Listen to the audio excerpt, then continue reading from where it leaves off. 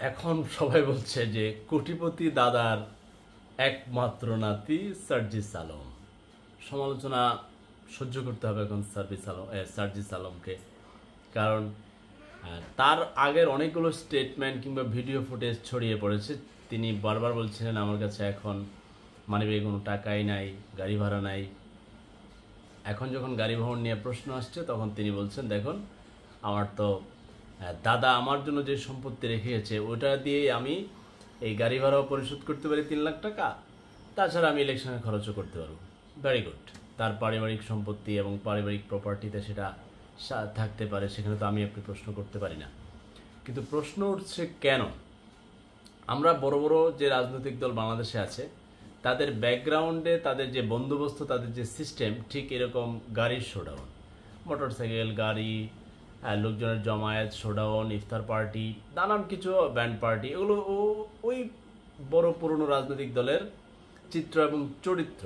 এখন এই ছাত্রদের নতুন দলের নতুন রাজনীতির বন্দোবস্তের কথা তারা বলছে, বলার সাথে তাদের যে রাজনৈতিক মহড়া আমি বলবো সেটা আবার পুরনো রাজনৈতিক দলের স্টাইলে। এই কারণে মানুষ বলছে না আপনারা বলেন একটা করেন আরেকটা। এই কারণেই বিতর্ক মূলত উঠেছে। এখন তারা সেই বিতর্ক কিভাবে জনমনের প্রশ্ন করে, গণতান্ত্রিক ধারার সৌন্দর্য কি জবাবদিহিতা, সেটা নির্বাচনের আগে হোক এবং পরে হোক, এটা গণতন্ত্রের সৌন্দর্য। তো আমরা যারা সাধারণ নাগরিক কিংবা যারা যারা আলোচনা সমালোচনা কিংবা এগুলো করেন, তারা কিন্তু এই শুধু ছাত্রদের সকল কিছু নিয়ে প্রশ্ন করলে চলবে না। এটাই শুধু ছাত্রদের বেলায় গণতান্ত্রিক জবাবদিহিতা নয়, বড় রাজনৈতিক দলগুলোর শোডাউন যখন চলবে তাদের ব্যাপারেও সেম প্রশ্ন তুলতে হবে যে তাদের গাড়ি বহরের টাকা কে দিল। শুধু এই এই সার্জিস আলমের গাড়ি বহরের টাকা কে দিল প্রশ্ন যেরকম করার অধিকার আপনার আছে এবং তারা উত্তর দিতে বাধ্য, জবাবদিহিতা। ঠিক বড় রাজনৈতিক দলের শোডাউন যখন দেখেন আপনার এলাকার বড় হেডমওয়ালা বিভিন্ন পার্টির আছে না, তার গাড়ি বহর কিভাবে, তার এত চেলা চামড়া কিভাবে, তার পার্টির টাকা, তার টাকার উৎস কি, এইগুলো নিয়ে প্রশ্ন করবেন, তাহলে মনে হবে যে ঠিক আছে এই যারা কথা বলছেন তারা একটা চমৎকার বাংলাদেশ চাই, গণতন্ত্রের সৌন্দর্য চাই, জবাবদিহিতা চাই।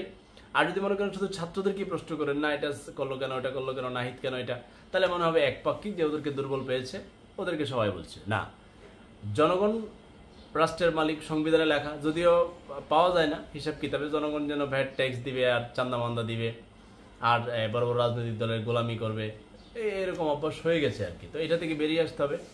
এটাই নতুন রাজনৈতিক বন্দোবস্ত, নতুন সিস্টেম, এবং সবাই এটাই চাইতেছে। এখন শেষ পর্যন্ত কতটা ফলপ্রসূ হয় সেটা সময় বলবে, এখনো বলা সম্ভব না।